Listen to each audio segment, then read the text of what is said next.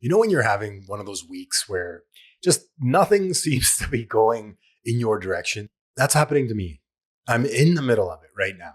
Things are not going my way. And guess what? I don't need to drink over it, and neither do you.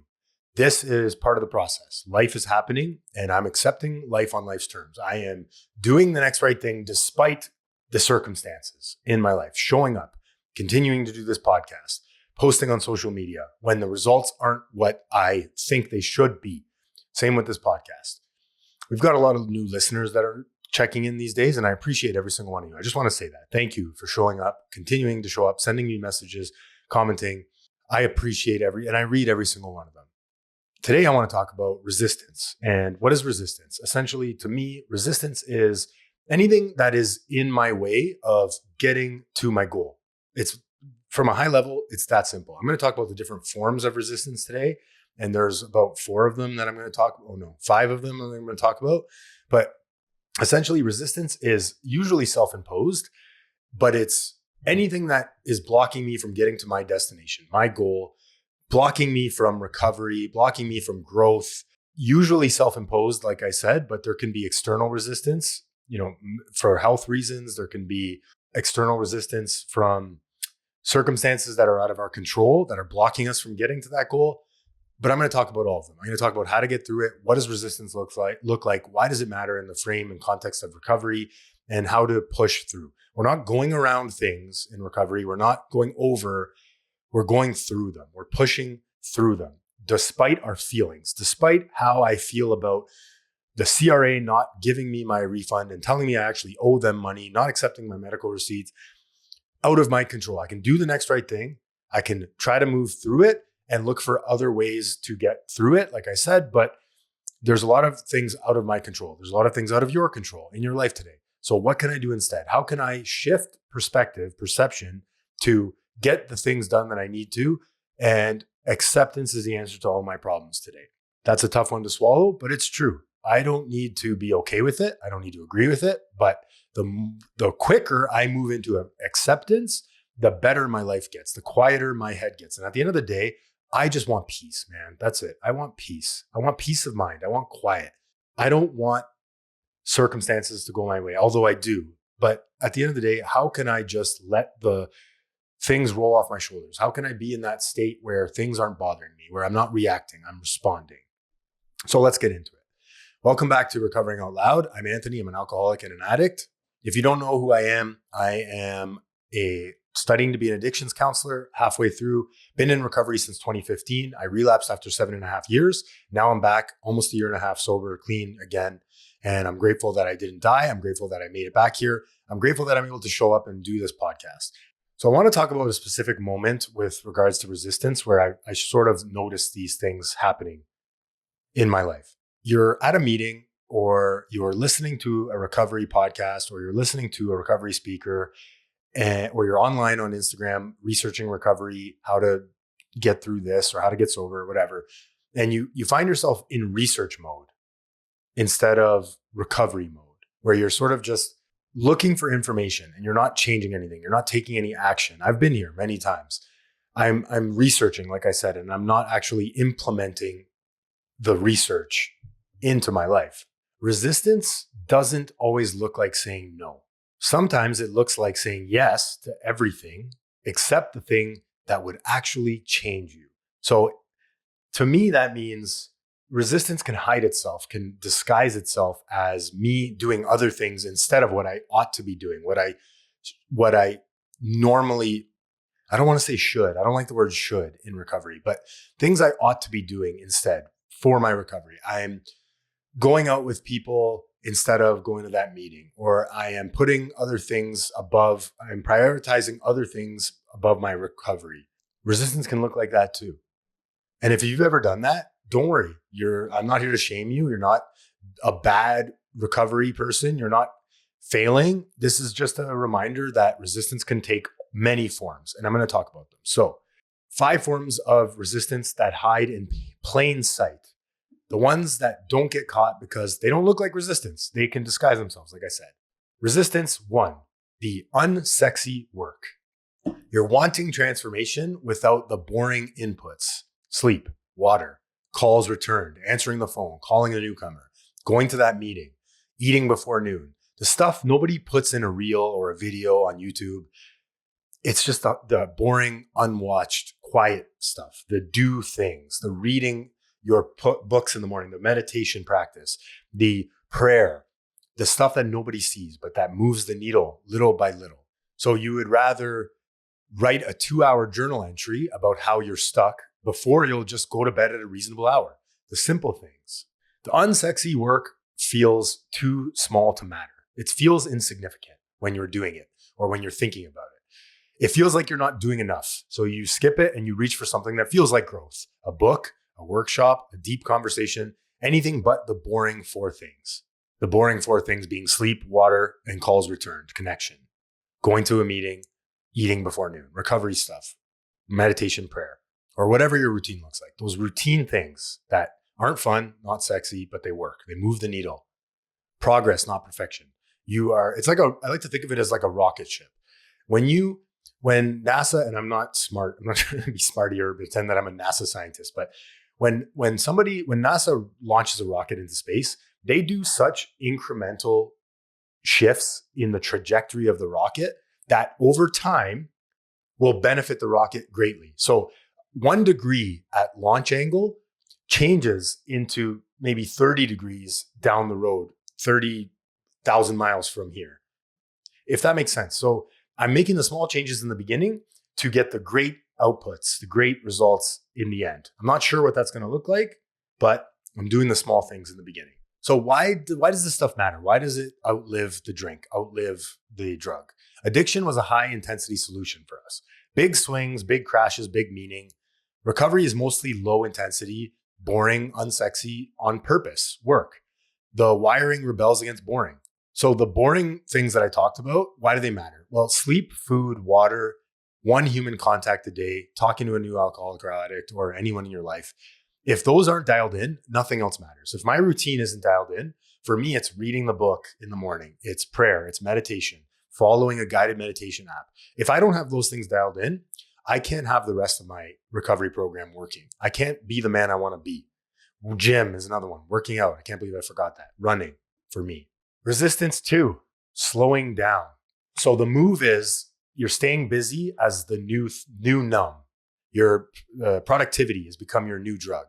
If you don't stop moving, you don't have to feel anything. If I just focus on filling my calendar and moving and being active, doing things, I don't have time to think about my emotions. I don't have time to feel. I don't have time to think about how shitty it is or whatever, to deal with that underlying issue, that underlying emotion, that underlying pain. I'll just stay busy all the time because now I'm worth it. If I'm busy, I feel like I am contributing to society. I am important. I matter. I've had weeks of my recovery where every hour was scheduled. Work, gym, podcast content, calls, errands, and called it productive until I realized I hadn't been alone with myself in like 11 days. When was the last time you did some kind of self-care activity? For me, it's going to the movie theater by myself or watching a movie somewhere else. When was the last time I just sat with myself, went for a walk by myself? I have to schedule that in now. I have to make it a point. I have to make it intentional to include that in part of my recovery today. The trick here is busy looks healthy. Busy looks like the opposite of using. Busy gets praised. Everybody gives you an attaboy and a way to go. You're productive. 2 jobs?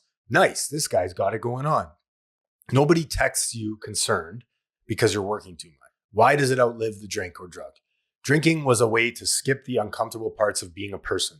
Sober, you need a new skip button. Busy is the most socially rewarded one available. So what helps me is scheduling blank space, 30 minutes, putting it in my calendar, no phone, no agenda. If that 30 minutes feels unbearable, that's the diagnosis right there. Resistance 3, resistance dressed as preparation. So the move is consuming recovery content as a substitute for doing recovery, reading the book about boundaries instead of implementing or having the boundary conversation, the difficult conversation, listening to the podcast about hard talks instead of having the hard talk. So this is to the person that can name 6 podcasts on attachment styles, but you haven't called the person you owe a call back in 3 weeks. I'm guilty of this all the time, man. I'm terrible at answering calls. I'm terrible at answering texts. I got to work on it. The trick here is it feels like work. You're learning, you're growing, you're doing the work in quotations, but the work isn't the input. The work is the action the input is supposed to lead to. The work isn't the input. The work is the action the input is supposed to lead to. This is a program of action. I always say that. We can't think our way into recovery or think our way into good actions. We have to act. And if that means pretending at first, faking it till you make it, I'm all for it, man. Take action. I don't know what I'm doing. I'm doing it anyways. I've done that many times. This guy told me it would work to stay sober, so I'm going to do it. Why does it outlive the drink? So addiction taught a lot of us to confuse intensity with progress. Reading hard things, feeling them deeply, sitting with them. That's the intensity. Doing the small, concrete, uncomfortable action. That's progress. It's easy to mistake one for the other. So what helps me here is the one action test. Before I consume one piece of recovery content, what's the one uncomfortable, concrete thing I'm avoiding? Let's do that first.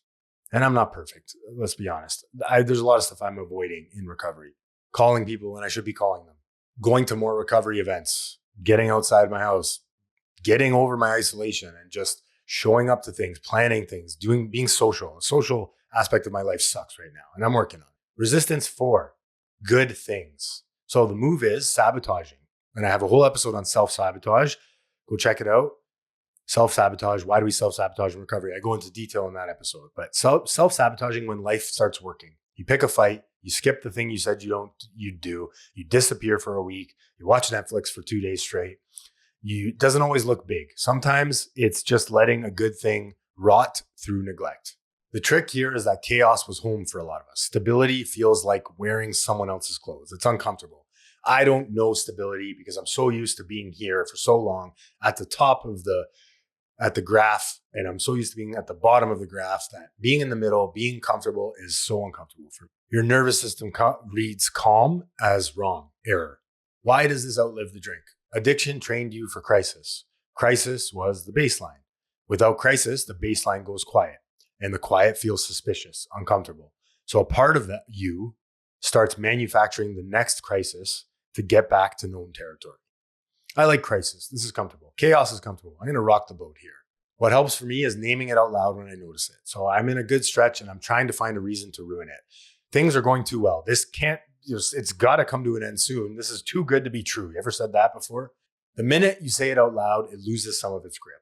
Resistance 5, the final resistance I'm going to talk about today, being seen. So keeping recovery surface level, telling the story you've told 100 times because the new, tender, fresh thing, the thing you're actually struggling with right now, is too raw to put into words. You've told the rock bottom story so many times, it doesn't feel like yours anymore. Meanwhile, the thing you've been white knuckling this month, you haven't told anyone, not your sponsor, not your partner, not your group.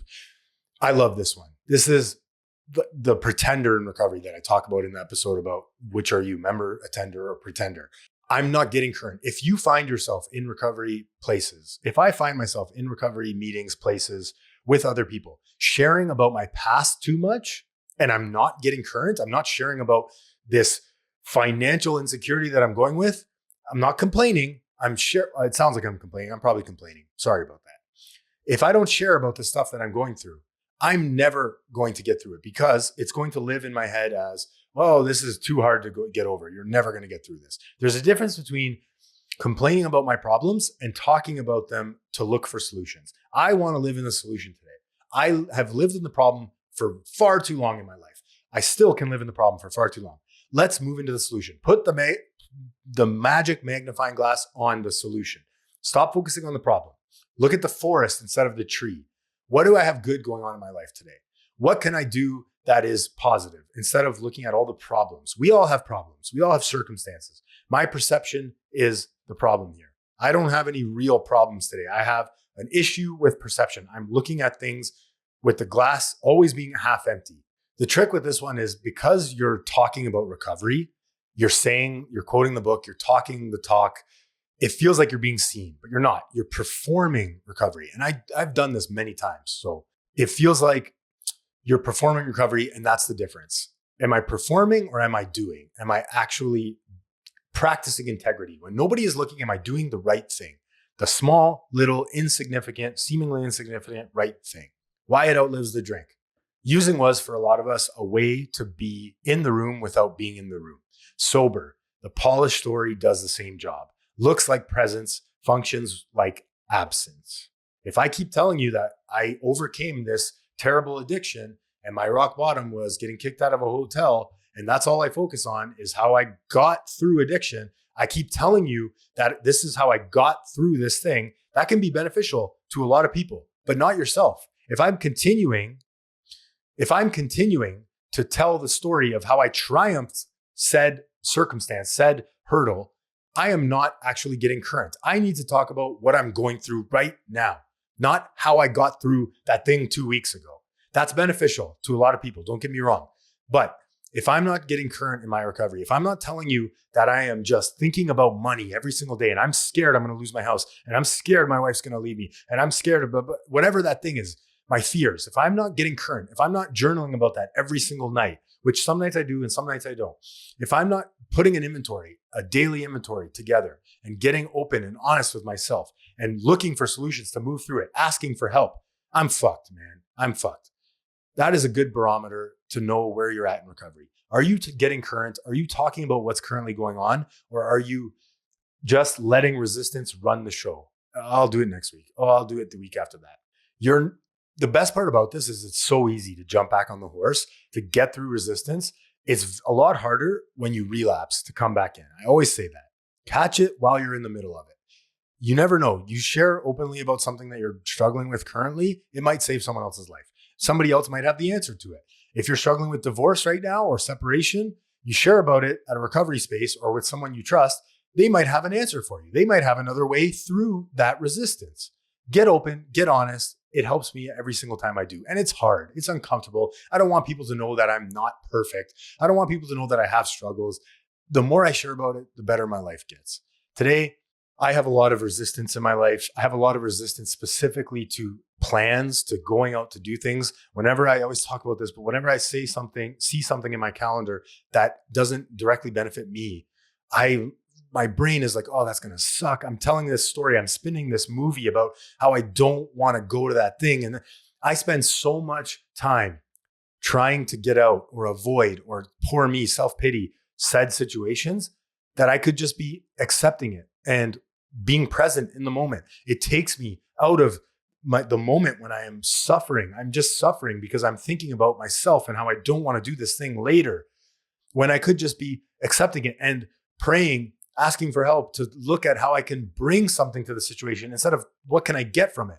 What can I bring to the meeting instead of what can I take from it? The more I am a giver in my life today over a taker, the better my life is. If I can show up and give, bring good conversation to the scenario, bring good vibes, good energy to whatever environment I am going to, whatever plans I have, that is a better way to live. And I am happier that way because if I give without expectation, I receive without limitation. Think about that for a moment. What can I bring to this scenario instead of, man, this is going to suck. I have to do this. I have to go to this thing. And oh my God, poor me. I can't believe, how do I get out of this? That's suffering. That is the definition of suffering for me. Remember, pain times resistance is suffering. So pain is going to happen in my life. I'm going to experience pain. Pain is inevitable. Suffering is optional. How much resistance am I applying to this pain? That is fully in your control. Am I sitting in it and crying about it? Doesn't mean that you don't get to grieve over sad scenarios or feel sad, but don't sit in it. Look how I can get through the resistance instead of let it control my life and run the show and take over and drive the bus. Usually, how can I be of service is the best answer to all problems, but I get it. It's tough. I don't always want to help people. I'd rather sit in my shit and complain about it because don't you know, the world revolves around me and poor me. And oh my God, I'm not going to be able to get through this. Nobody else has to suffer through this. Pain times resistance is suffering. Look at the resistance in your life today. Look at how I can reduce that resistance because it completely is up to you. Resistance is 100% in your control when it comes to pain and suffering. How can I practice? The sooner I can practice acceptance and move into surrender, the less I'm going to suffer.